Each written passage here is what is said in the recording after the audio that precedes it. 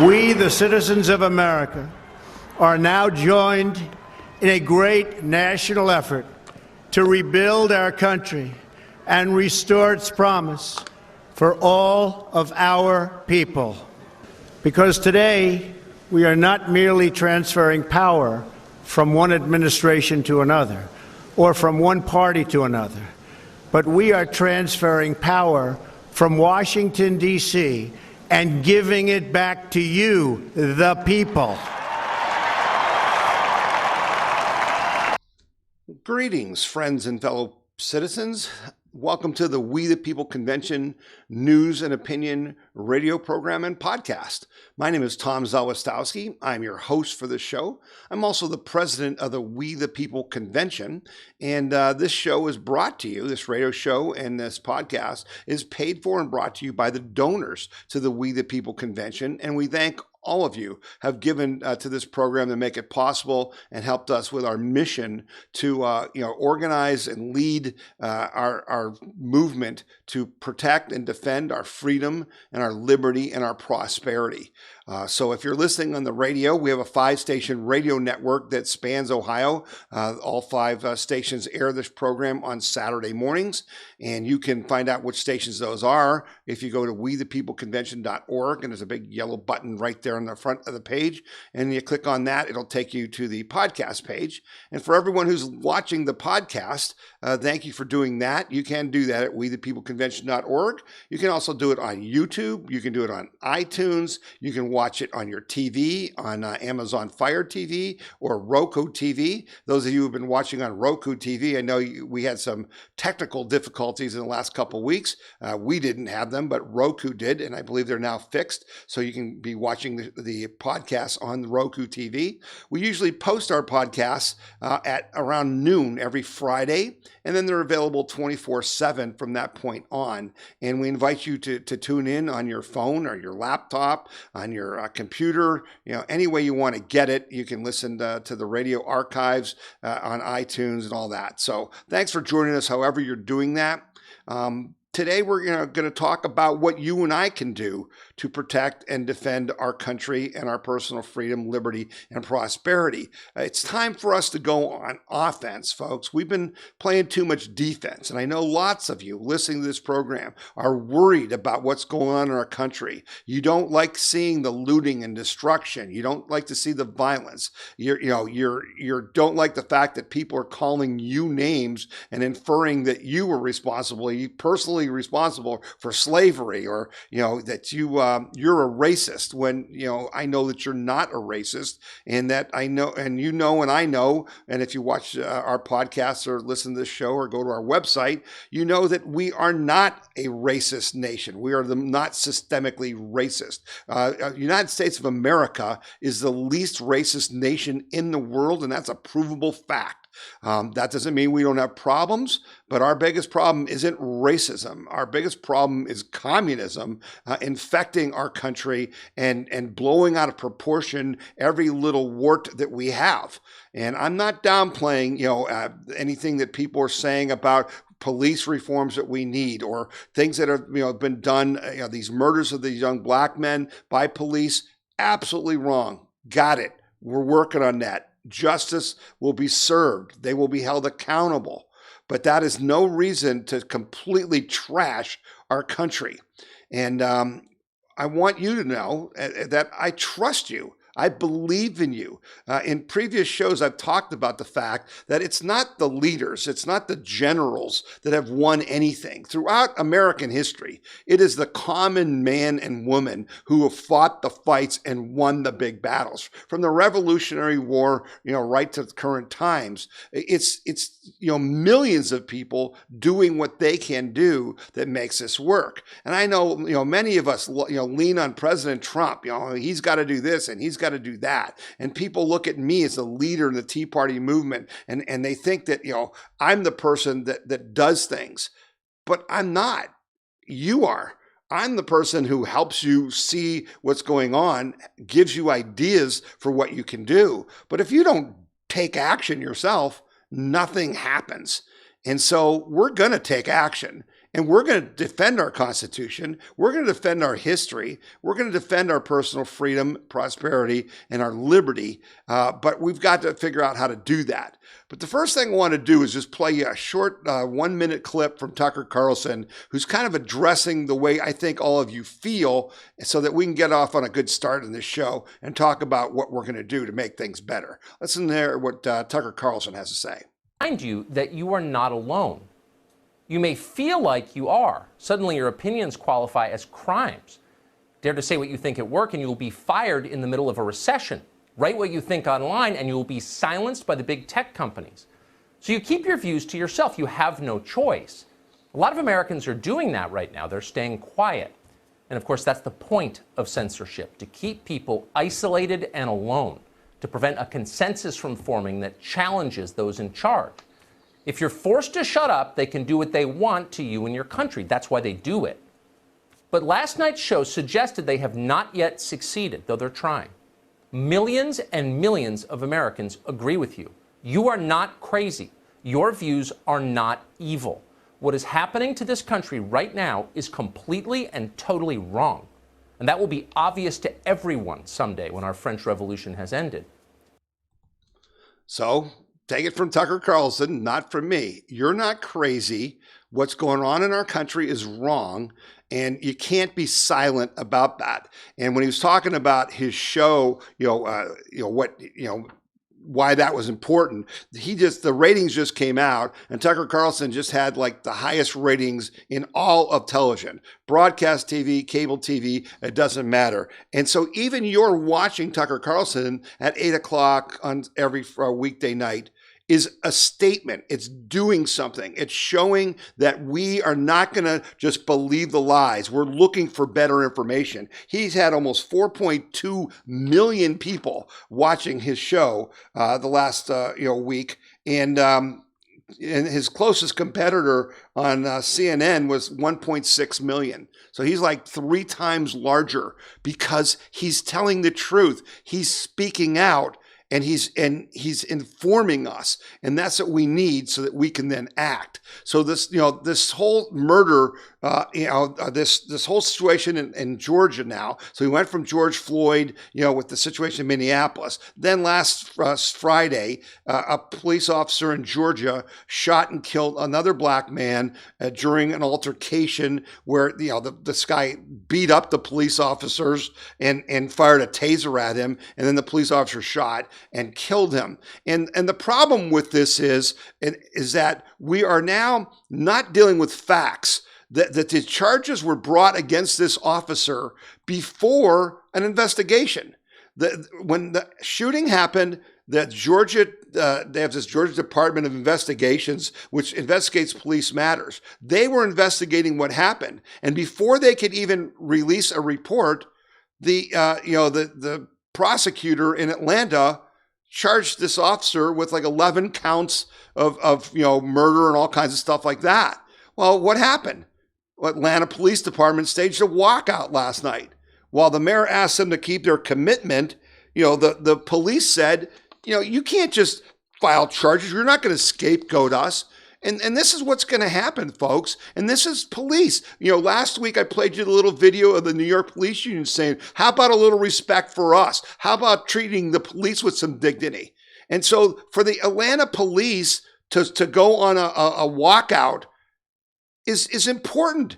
They can't just be taking this stuff laying down. They're not a piñata. And I'm not saying that they're right or they're wrong, but they deserve due process, just like the black people who have been shot deserve, full justice.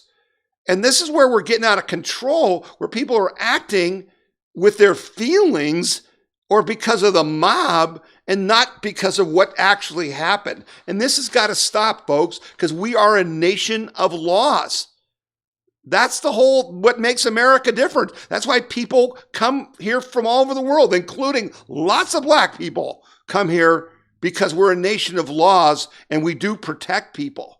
And so, when Tucker Carlson said, you're not alone, he wasn't kidding. Rasmussen did a poll this week, and the poll found that 72% of voters, including most black voters, have a favorable view of local police departments. And that shouldn't surprise anyone, except if you're watching MSLSD and the Clinton News Network, or you're reading the New York Times, where they're telling you that that we're hunting black people in this country, that policemen are doing it. There was actually a story this week that was just unbelievable to me, where a chief of police had to speak out because he found out in the schools they were teaching young blacks that every day in America, white police officers shoot and kill a black student on their way home from school. Let that sink in. Who does that? Who believes that? No one that knows what the heck's going on, that's for doggone sure. And so, again, the truth is that last year, only 10 black people were shot and killed by police who were unarmed, okay, meaning they weren't a threat to the police necessarily. 5 of them physically assaulted the police. The other 5, the gun went off accidentally, and the other 4, the policemen were charged. That's justice. That's the way it's supposed to work. But we can get better, and we're going to get better. President Trump signed an executive order this week on police reform. And basically, he's doing a couple things that everyone's talking about. They're changing the training so that police don't use the chokeholds that have killed people unless they're in danger. So they've kind of said we're not going to do that. And they've talked about how they're going to do more training to help police officers understand what they could do differently in certain situations. And the police aren't resisting that. And then Governor DeWine in Ohio and Attorney General Dave Yost, announced that they've got some reforms as well. All right. That's all good. But let's also remember what the police union said last week on the video I played. And that is, treat the police with respect. We've got situations going on here. For instance, in Columbus, Ohio, I know for a fact that the mayor in Columbus has been telling the police not to arrest any of the protesters. What's that all about? Why do you pay taxes? You pay taxes to have your property and your person protected. And if the mayor isn't going to do that, he needs to step down. And the police are unhappy about that. And so what are they doing? Now they're telling the police around the country, these Democrat mayors, that they can't use tear gas, that they're being too aggressive with the peaceful protesters, except for the peaceful protesters are being too aggressive with them. I still don't understand why we as a society think that you can stand 2 inches from the face of a police officer on a police line and curse him out and spit at him, and then throw. In Columbus, they were throwing water bottles that were frozen, so they were solid ice. 100 police officers in Columbus were injured. You know what we did? We did nothing. The people who were arrested were all let go without any charges. That's not justice. That's not what we want. So I want to know in these police reforms what we're going to do to help them, the police department, have a better chance of protecting us and our property. I'm not seeing that in any of these quote unquote reforms. This isn't just about persecuting police. This is about supporting and protecting police. And so I've talked to you, if you've gotten some of our emails. If you don't get our emails, go to wethepeopleconvention.org and just sign up right on the front page. But I announced that we were going to be running billboards. And I'm pleased to announce to you with this show that starting the week of June 22nd, we will have billboards, electronic billboards in Cleveland, in Columbus, and Cincinnati that say, "We the people support our police, and we will not allow them to be defunded." And I'm very excited about doing this. We need people to stand up and let the police know that we appreciate them, that it's important. And I mean that. Listen, folks, do you want to live in a world without police? Just ask yourself that question. The answer is no. So then ask yourself the question, well, why would anyone want to be a police officer right now? With everyone calling them names, just doing group identity politics, making every single police officer as evil as the guy in Minneapolis who killed the black guy, Mr. Floyd. That's just not true. You can't demonize them. How would you like it if you went to work every day and people just, yelled insults at you and looked at you and videotaped you everywhere you went, waiting for you to make a mistake so you could not just be fired, but maybe you could go to prison? Who needs that? And I got news for you, folks. Yeah, they might have good pensions and all that stuff. They ain't making any money. Most policemen I've ever known have had another job just to get by so they can have a decent middle-class life. So we're taking these billboards to show our support, okay? And if you want to donate, please go to wethepeopleconvention.org and click on the donate button and help donate so we can buy more of these boards. But now here's some things I want you to do because we take action. We don't just talk, we take action. So these are things you can do to fight back. And they will make a difference, even though they're small things. You don't have to go crazy. You don't have to burn down a Walmart like Antifa and Black Lives Matter does. You can do other things. You can do civil things. First of all, I'd like you to just call the police department and thank them for their service. Now, don't call 911. Call their office number, okay? Just look it up and call their office number. Or go by the police department and just say thank you. If you see a policeman, go up to him and say, I personally really appreciate you and the service you provide to me. I thank you for doing this job and protecting us. If you've got some funds, if maybe that $1,200 we got, to spend to help stimulate the economy, go to a local restaurant and buy some gift cards for pizza or other stuff. Buy a couple $100 gift card, take it down to the police station and say, hey, order some delivery food for the rec room so the guys have some pizza or something to munch on, while they're, working their shift. That's the second thing you could do. Call your mayor and or city council member and demand, don't ask, demand that they support the police and help the police protect you, your property, and the public property. Ask the mayor, ask the city council, not what they're doing to rein in the police. What are they doing to help enable the police to make sure no statues, no public property in your community get defaced? Now, I'm telling you, folks, it makes a difference because the left has paid people that make these calls, okay? They're organized. They know they can move these mayors and city council members, but you can too. And your voice will be heard.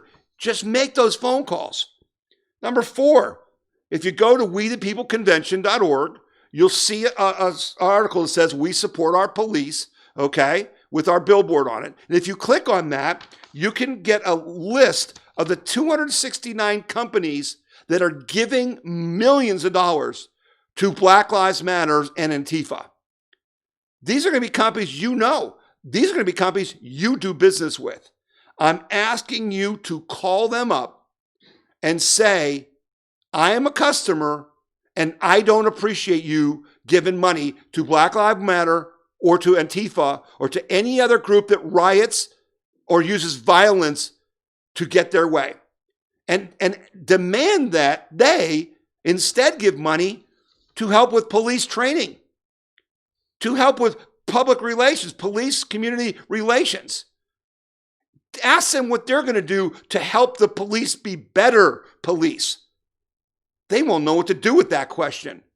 But as a customer, tell them how much money you spend with them a year and say, I don't support people who don't support America.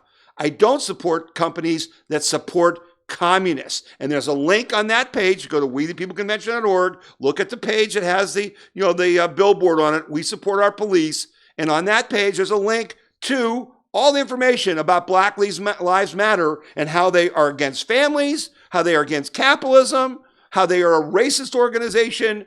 They're not what they want you to think they are.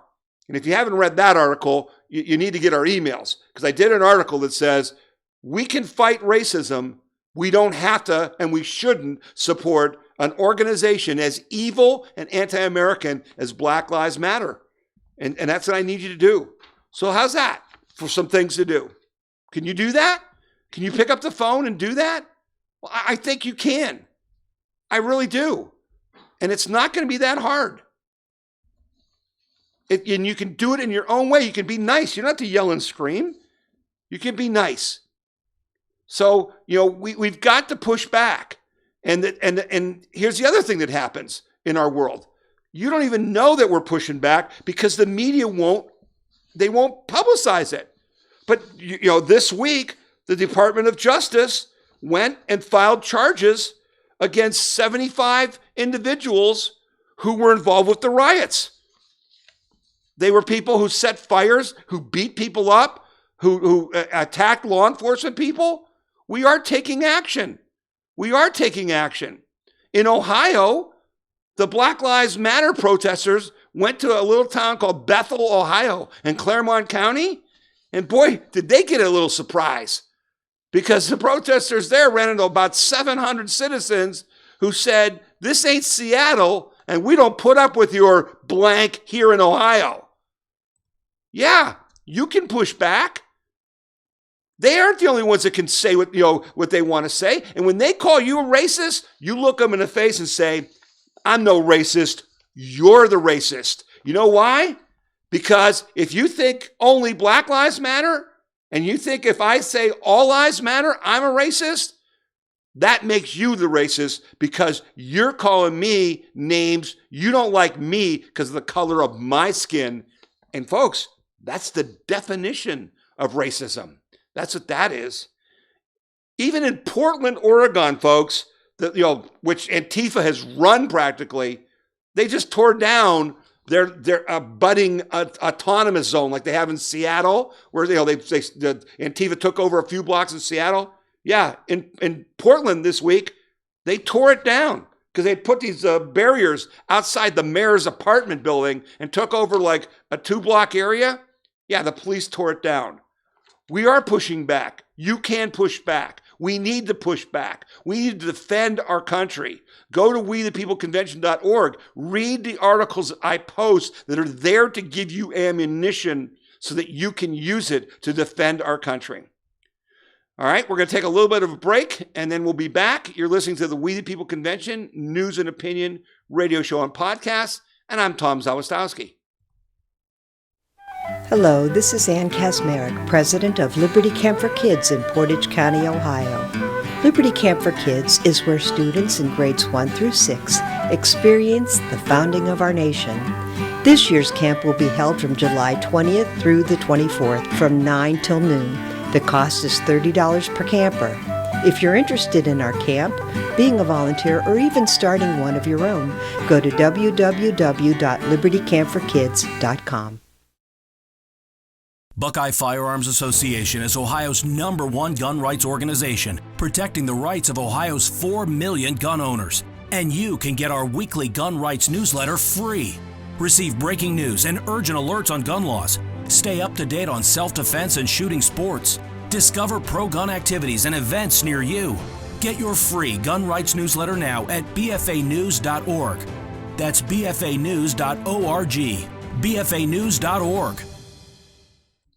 All right, we're back, and we sure appreciate you being with us on the We the People Convention News and Opinion podcast and radio show. I'm going to talk now a little bit about the coronavirus, but we're going to approach it from a different direction. As you may know, the president is going to have his first rally since the coronavirus pandemic took place in Tulsa, Oklahoma on Saturday. And apparently there's 1 million people who've signed up online to attend this rally. And so, what are we hearing? If you go online and you search on, Trump rally in Tulsa, Oklahoma, all you'll see is stories about how dangerous this is and how wrong it is. Because you see, it was okay for those protesters to go out there and protest without a mask and without social distancing and all that because, right? But boy, you Trump people, you're just dangerous. You're going to kill people. You're just terrible. And Donald Trump sent a tweet today, and I applauded him. He said, not buying it. We're not doing it. I'm showing a picture to the people on the podcast of a rally in Brooklyn that happened last week there's got to be 50,000 people just shoulder to shoulder in this picture. Nobody had a problem with that on the left. Nobody had a problem with that. But you guys, yeah, you're the problem. You Trump supporters are the problem. And folks, the misinformation is just out of control. And what they're talking about now is that the rate of infection is up in various states. Well, again, we're testing more and we're getting rid of the lockdowns. People are back to work. People are going to places. And so you're going to have more cases. We have talked about this till I'm literally blue in the face, right? It's not the number of cases. The majority of people who get coronavirus don't even get sick, folks. They're called asymptomatic. And there's even questions of whether asymptomatic people can even spread the disease. So it's not the number of cases. It's the number of hospitalizations and deaths. So in some states, coronavirus hospitalizations are on the rise, and experts are pointing to a lack of social distancing. And again, how they can do that, I don't know, because there's no studies that show that social distancing works. And as we talked last week, and Dr. Atlas, I played a video of him saying, even the WHO says that you don't have to be 6 feet apart, you can be 3 feet apart. And the fact of the matter is, there was a study this week where the guy's talking about how this virus needs dry air. That's why these flus and coronaviruses are so effective in the winter, because the air is dry. And if you have moist air, they can't live. And so we don't know what we're talking about. And what really bothers me is that they don't give us the facts. So in this article that I was reading to get ready for the show that talked about, that the hospitalizations are rising in states like, Arizona, Arkansas, Mississippi, North Carolina, South Carolina, Tennessee, Texas, and Utah, okay? And I'm reading this article, and they're telling you that hospitalizations are increasing. But every time they leave out the key piece of data, how many hospital beds are there? Because the whole deal from the beginning of this nonsense was, we don't want to overwhelm the healthcare system. But they conveniently keep leaving off how many hospital beds there are. Why? This is simple math, folks. We've been doing this for 3 months. How come in Ohio, how come in all these states, you can't basically have, here's how many hospital beds we have, here's how many COVID hospitalizations we have, here's where we are at capacity, here's how many ICU beds we have, here's how many ICU people we have with COVID, and then here's how many deaths. Why can't we do that? Because they don't want to, because they want to scare you. Because half of the people listening to the show still think that if you get COVID-19, the Chinese Wuhan virus, you're going to die. When 99.7 or 0.6 or 0.5 or whatever it is, but the vast majority of you, even if you're in a nursing home, aren't going to die. But they don't want you to know that. And that's why a new poll came out this week that shows that nearly half of Americans don't trust public health officials' understanding of coronavirus. What a surprise. Why would that be? How about because Dr. Fauci this week admitted that they lied to us intentionally about wearing face masks at the beginning?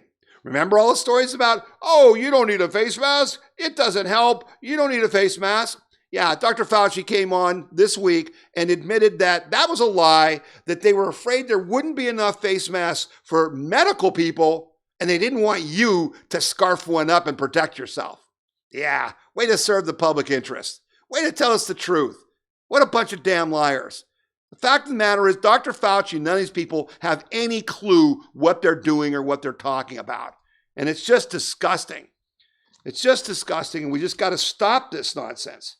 So basically, we're in a situation where people are pushing these things like contact tracing, and they're pushing all kinds of things that we don't even want to hear about, let alone live through. And the one thing they're talking, I sent out a very good op-ed from Vice President Pence. If you didn't get the email, that's why you got to sign up. where he talked about there is not going to be a second wave of closings. That's what the media and the left wants. They haven't done enough damage to your life and to our economy. They're pushing for a second round. And Vice President Pence made it very clear there is not going to be a second round of closings. We're prepared for this. The hospitals will handle whatever cases we got. We're not going to shut down the election. We're not doing any of that nonsense, and that's a good thing. All right, now, before we close up the radio show, I've got to talk to you about, this really important issue, which is just the destruction of conservative values by the Supreme Court. This week, it's June, and this is when the Supreme Court hangs down all their decisions.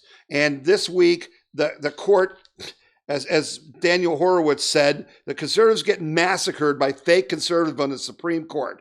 In 35 minutes today, what some thought was the most conservative Supreme Court of all time concocted a fundamental right to transgenderism in the context of labor law, erased the Second Amendment and interfered with a state death penalty case, but declined to interfere with a California law that criminalizes law enforcement cooperation with federal immigration agents. I just can't state enough that the transgender law in particular should worry all of us. Ladies and gentlemen, our nation was built on facts. You couldn't just make an opinion. You had to prove it. What's Missouri's motto? The show me state. What Gorsuch, of all people, and Roberts, the two supposed conservatives who joined the liberals in a 6-3 decision, said was that in 1964, even though no one had ever heard of transgender people, unless you followed the Johns Hopkins studies and knew that it was called gender dysphoria and that these were mentally ill people, no one in 1964 thought that the word sex meant gender or much less gender identity. And yet Neil Gorsuch, in his opinion, said that they would have meant to put that in. And therefore, he's going to put that into the law. So the Supreme Court of the United States just broke our Constitution again and said, we're going to make law and we're going to tell employers that you cannot fire transgender or gay people because they're transgender or gay. Now, first of all, that doesn't happen, okay? But here's the problem. That's the Civil Rights Act of 1964 protected women, blacks, veterans. All of those things, you can tell if someone's a woman. You could even do a test and check their chromosomes. No one wants to talk about that. You can see if someone's of a different race. They're protected. You can prove if someone's a veteran. How do you prove someone's transgender? It's just their opinion. And their opinion can change because they're gender fluid, don't you know? So now you've got a person in your business who doesn't get the promotion, or someone who applies and doesn't get hired. And then they say, I'm going to sue you because I'm transgender and you did this because you're prejudiced. And Gorsuch and Roberts just gave them the force of law to do that. How do you defend against their opinion? What test can you have?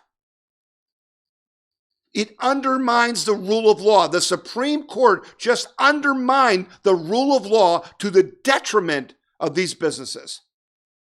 This is what's wrong.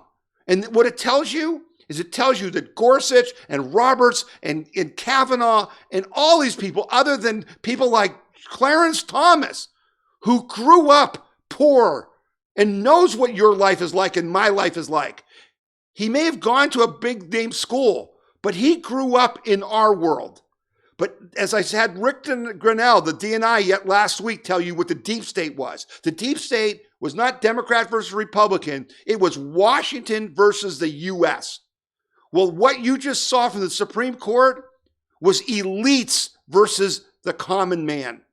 Because what this ruling tells you is that Gorsuch and Roberts and none of these people have a clue what it's like to run a business and what goes on in the real world, in their Ivy League towers and the little groups of friends that they have drinks with after work and socialize and talk about how smart they are. It was disgusting what the Supreme Court did to you and I this week. You can read all the details at wethepeopleconvention.org. But it's really a problem, folks, because our court system is detached from our lives. They are not representing us. They shouldn't represent us. They're not elected representatives. They're supposed to rule on the law as written. And Neil Gorsuch tried to claim he was doing that, and he did nothing of the sort, as Alito called him out on. Alito called what he did preposterous, and it was. So we're going to wrap up the radio show. I hope that you enjoyed the show, but as you know, there's another 30 minutes that goes on past the radio show. So go to wethepeopleconvention.org and pick up the podcast, and you'll pick up all that information. We got some really big information about what the Department of Justice is doing, what's going on with Google, and a bunch of other things. But we're so happy that you joined us for this week's radio show, and we'll be back again next week. You're listening to the We the People Convention News and Opinion radio show and podcast, and I'm Tom Zawistowski. The We the People Convention News and Opinion radio program is paid for by donors like you. You can donate to the We the People Convention and support our cause by going to wethepeopleconvention.org or by sending your check in any amount to We the People Convention, P.O. Box 6211, Akron, Ohio 44312. The Buckeye Institute was founded in 1989, and we're the longest-serving free market think tank in the state of Ohio.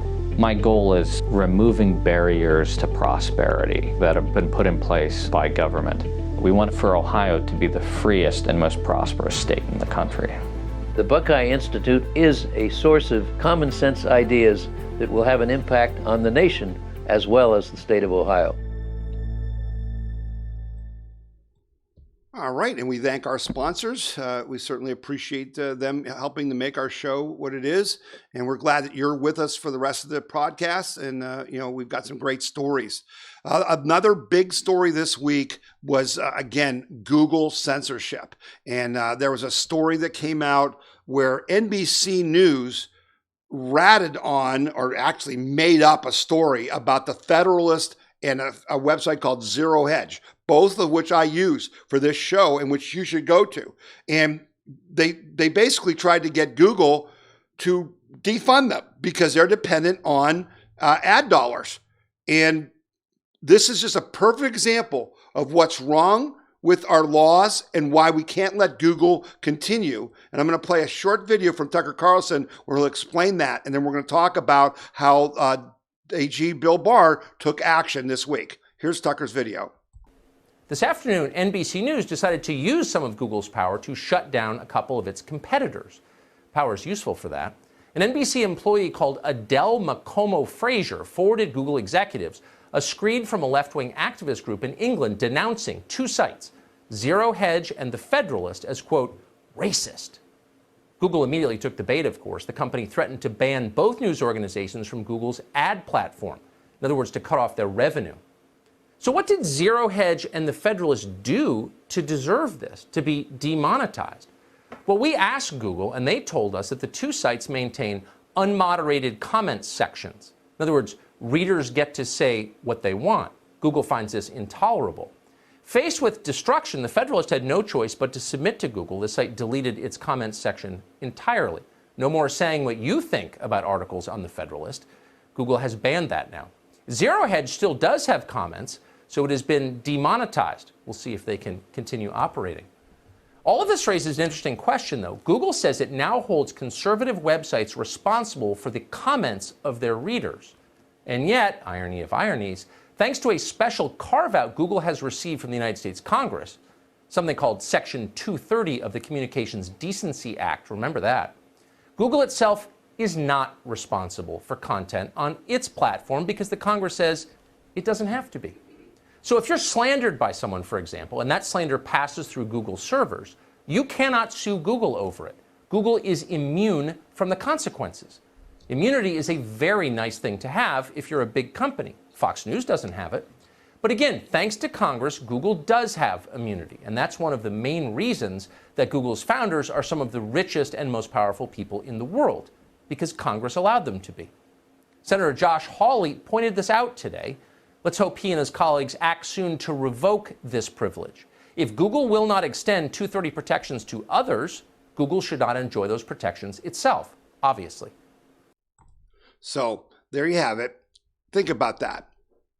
Google, how is this possible that another company can tell you what is going on in your business? Think about that. So they are going to defund, deplatform the Federalist because people were making comments on their stories that they wrote that Google didn't like. How dare they? I go back to the example that, see, they should be a public utility. This whole Section 230 should be thrown out. They should literally be like the phone company. You pay to use the phone, and what you say on the phone is your business. They shouldn't get to monitor it, and they shouldn't get to censor it. Why are we letting them do that? Well, fortunately, AG Barr, true to his word, did act this week, and they put forward a 20-page document, which you can get if you go to wethepeopleconvention.org and click on the story about their actions. And basically, he's saying that Section 230, the language is too vague, and that we've got to now tighten this up so that basically Google and Facebook and Yahoo and all these people cannot censor you.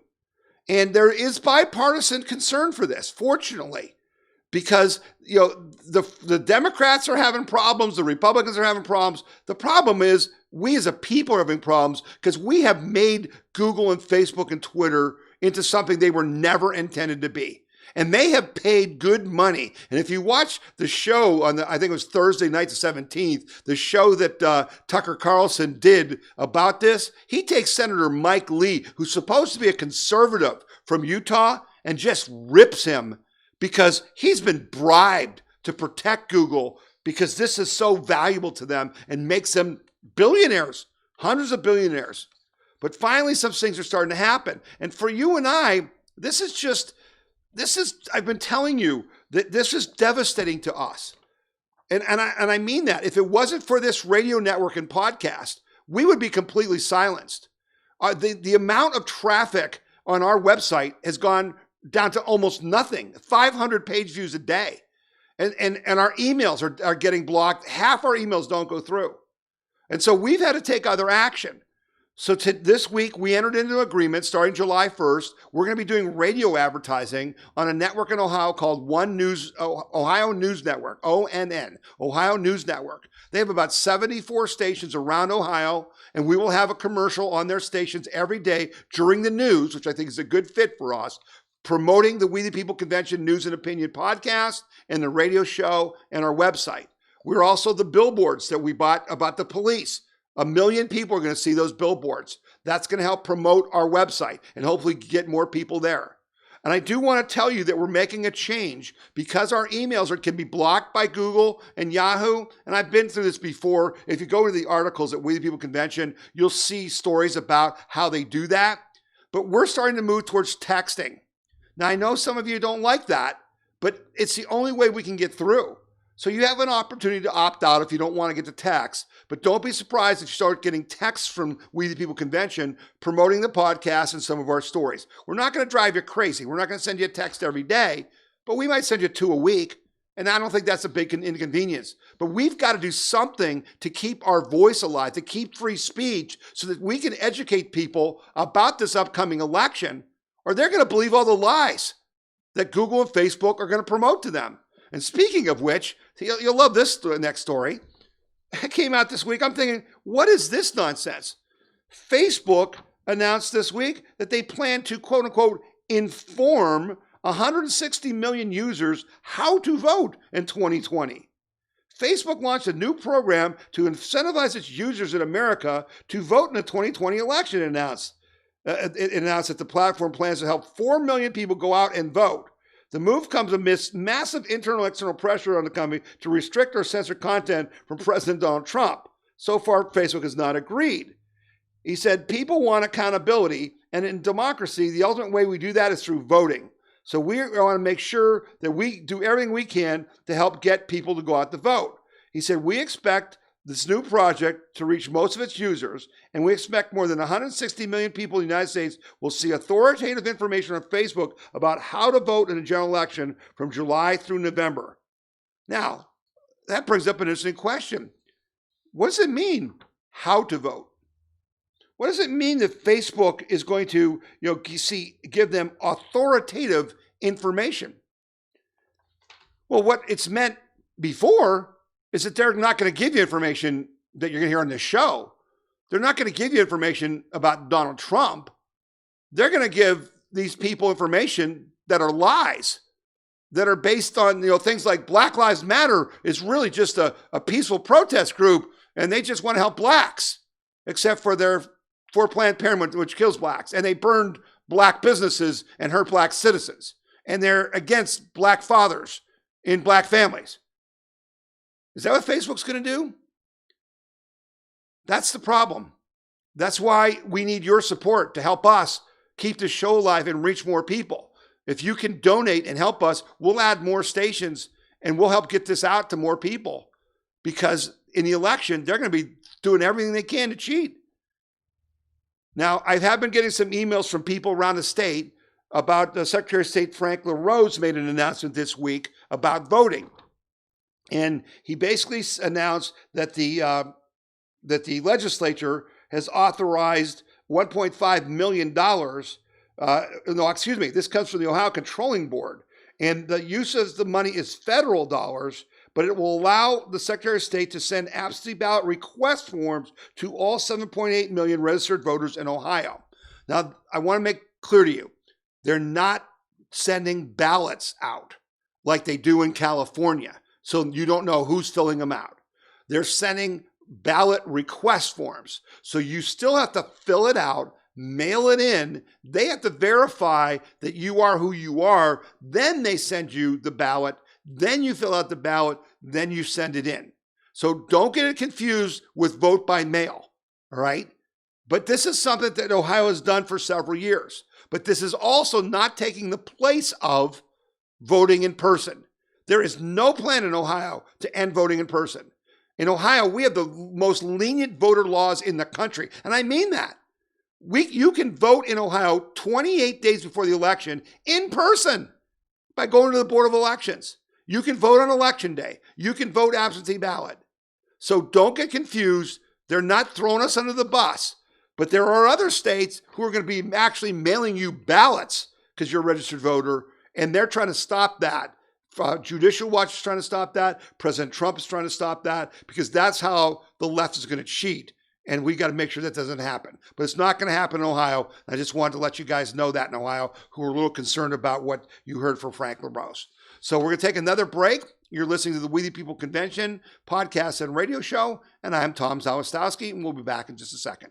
This is Jordan Seculo with the American Center for Law and Justice. At the ACLJ, we are committed to fighting the deep state and protecting freedom, the right to life, religious liberty, and fighting for the Constitution. The ACLJ has experienced tremendous success in litigating cases at all levels of the judiciary, from the federal district court level to the Supreme Court of the United States. We have offices in Washington, D.C., Jerusalem, and all around the world. You can find out more about the ACLJ and join us by visiting aclj.org. Did you know that the Right to Life Action Coalition of Ohio is the largest statewide life group in the state? Are you tired of the compromised approach to pro-life legislation that has been the status quo for far too long? Since 2017, the efforts of the Right to Life Action Coalition of Ohio has changed that approach, closing loopholes and making pro-life laws enforceable. Visit rtlaohio.org or call 440-668-4049 for details. The Right to Life Action Coalition of Ohio. All right, and we're back for our final segment. I've got a whole bunch of different stories here. They're not necessarily weaved together as much as I like to do that, but they're things that I just felt had to be covered. So the first story is an update on unemployment. And again, I keep trying to make sense to you about this because there were another 1.5 million people who filed for unemployment this week, and Ohio's got 500,000 people that are on unemployment now. But that's the key question. People are getting hired back. So there's people filing for unemployment, but there's other people getting jobs. And so that's why there was that announcement last week by President Trump about how unemployment went down in May to 13.3% when everyone is expecting it to go up to like 20%.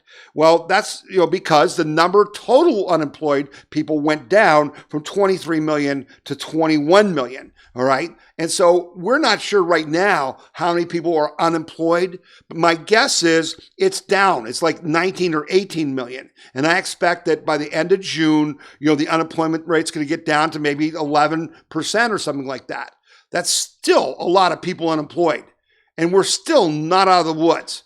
But it is moving in the right direction. And the question is, can we help businesses? And I want to thank you for what you've been doing, because it came out this week that retail sales were up 17% and people were astonished. And the stock market went up because that's you out spending. And by going out and spending money, you're helping to create these jobs again to get us back to work, because that's what we got to do for President Trump to win. We've got to get the economy to recover. I was on a conference call this week with Scott Rasmussen from Rasmussen Polls and with Steve Moore, and we're talking about what needs to happen in November. Right now, President Trump isn't anywhere near for sure a winner.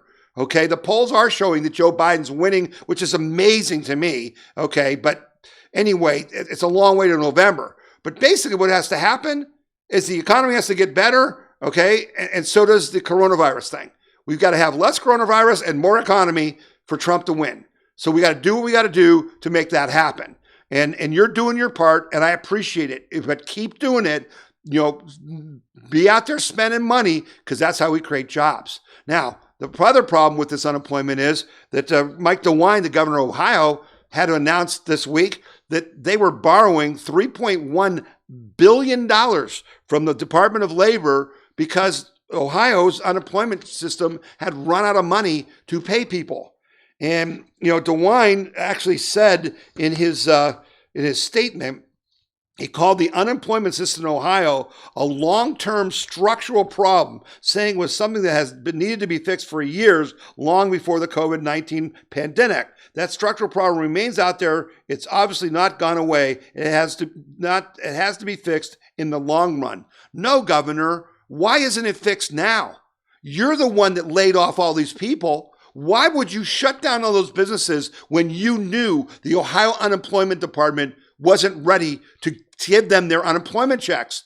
I personally know of people who haven't gotten an unemployment check in 10 weeks. How do you live with no check for 10 weeks? I have a friend who just got a check after 10 weeks, and she got a check for 1 week's payment. Governor DeWine, you and John Husted are personally responsible for this debacle. You not only hurt these people by taking their jobs, you hurt them by not having the unemployment system as a safety net that's intended. It's gross mismanagement. You're going to account for this, I assure you. This is gross fiscal mismanagement. You should be ashamed of yourself and all these other governors. Speaking of people who should be ashamed of themselves, but he's not because he's such a loser. There was a story that a lot of you wrote to me about this week that ex-Ohio Republican Party chairman leads super PAC to oust Trump. And this is Matt Borges, who is the former head of the Ohio Republican Party, who I ran against back in 2010 or something, because no one else would challenge him, okay? And we eventually threw him out and replaced him with Jane Timken because he was such a corrupt loser, okay? And he's a Kasich guy. And so they've started a super PAC along with another loser, that Scaramucci guy, Anthony Scaramucci. And these are never Trumpers, backed by people like Kasich. And where do they get their money? Oh, don't forget that John Kasich, as governor of Ohio, took $500,000 from George Soros. Not making that up. Go look at the election donation reports for him to run for president and try to stop President Trump. Well, Kasich and these other never Trumpers are trying to stop Trump again. And they're calling Biden a moderate choice. And that, that they know there's all of these, Republicans out there who hate Trump. Oh, yeah. They hate Trump for what? for having the greatest economy in the history of the world, for building the wall, for defeating ISIS, for getting out of the Paris Accord, right? For doing more for minorities than any president in history. Oh yeah, hate that Trump guy. Yeah, all the Republicans hate that Trump guy. Hey, Matt, last time I looked, I think it was 96% of Republicans support President Trump. Yeah, good luck with your PAC. Good luck with your PAC. Okay. There was another story that came up this week that is, again, part of the Obamagate stuff. And this is, they declassified some more documents. And basically, it's just clear as a bell that A, the Russians were feeding misinformation to the FBI and to the CIA and NSA. Okay. That Clapper and Brennan were involved, that Comey knew this information was completely bogus. The evidence is overwhelming now. There's so much unclassified information. And there's even some stuff in this document that says that Seth Rich was the guy who gave the emails to WikiLeaks that they've been blaming the Russians for. Okay? They're being exposed, folks. And I'm telling you, the justice system is corrupt, but there's limits to that. Okay? We're going to talk about one of those limits here next, because there's so much evidence you can't not convict. There's also a story this week that was really interesting, that Twitter admitted that China used nearly 200,000 fake accounts to influence the political outcome in 2016, 150 times more than the Russians. So here you are. All this evidence, the Russia narrative, Trump collusion, Comey, McCabe, all those guys, they knew Donald Trump had no connections to Russia. He had less connections to Russia than any of them did. Okay? This is all coming down because it's all coming out. And it's all coming out because Donald Trump got rid of Jeff Sessions, who I hope loses his Senate primary because he's, doesn't deserve to be a senator again. And because he got rid of Comey and put in, AG Barr. So, just keep the faith. There's good things happening. And one of those good things is this whole situation with General Flynn. And I know a lot of you guys say, well, why do I keep bringing it up? And I know it's personal because I know General Flynn and, we've supported him. But it's also about equal justice under the law. It's also about pushing back on the deep state, these people who hate America, who think they can get away with anything. So Sidney Powell, the attorney for General Flynn, got to make her presentation in front of the appellate court in Washington this week, where this clown judge Gleason, who was representing this Judge Sullivan, who's a total lefty. And Gleason was exposed for having connections with Andrew Weissman, who was Robert Mueller's right-hand man and a total deep state hatchet man. So this guy who's now in a court trying to smear General Flynn is biased. It's clearly demonstrable. And Sidney Powell just exposed him, just destroyed him. This lawsuit needs to be dismissed. And I think the appeals court in Washington is going to do that and teach them a lesson. And I hope Judge Sullivan gets disbarred and gets impeached and thrown out of this thing, because he doesn't deserve to be a judge. This is nothing but rank partisan politics, and it has no place in the judiciary. But this is one, folks, we're going to win. It's taken a little time, but we're going to win. Final thing I want to talk to you about, I just throw this out there because I think, again, it's a tell. It shows me what's going on. So when you got Black Lives Matter in the media and everyone telling you, oh, everyone's so woke and everyone is so into this racism stuff and we all want to talk about it and all that, yeah. ESPN, the sports network that suddenly became the political network with kneeling, for the national anthem and all that stuff, yeah. Their ratings hit an all-time low. I'm talking about a low from the time they began 41 years ago, because all they talk about is social justice garbage. That's all it is a social justice bitch session.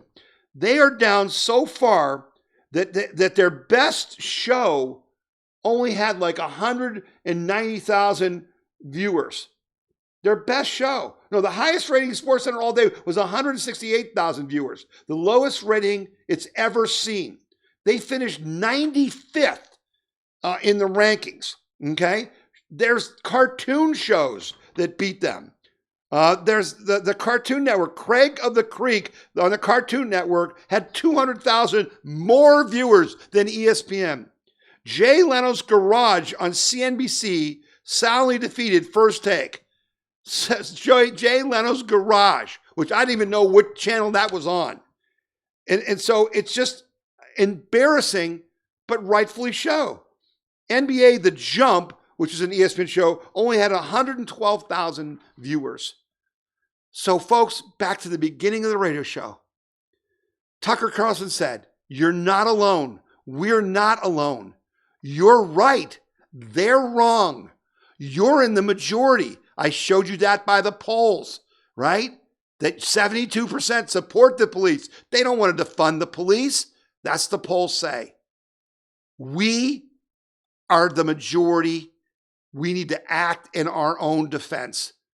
And so I ask you again this week, pick up the phone, call the local police and thank them. Stop a policeman and thank them.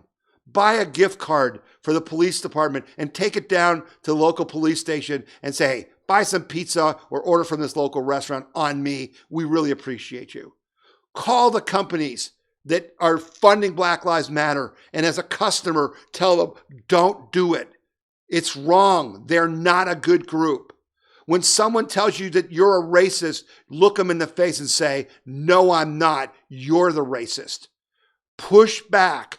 Call your mayor. Call your city councilman and say, "I want to know what you're doing to support the police, because without police, there is no society." Don't believe this nonsense. I told you last week, we are a nation of laws. So why would people want to get rid of the laws? Because they want to rule you as men. These are the lessons we teach so you can be armed and go out and fight and defend your country. I'm going to be back next week with more information. I'm going to continue to fight. I appreciate your support. I appreciate you telling other people about the show. I again appreciate the emails and the phone calls. You can send me comments at info@wethepeopleconvention.org. I love getting your information. Share story ideas. That's what it's all about. But most of all, never give up. Never lose faith. Never believe the lies. And keep working hard to convince others around you that they're not crazy either, and that we can win this and defeat our enemies. But we got to do the work. You can't just do wishful thinking. All right? We'll be back again next week. You've been listening to the We the People Convention News and Opinion radio show and podcast, and I'm Tom Zawistowski.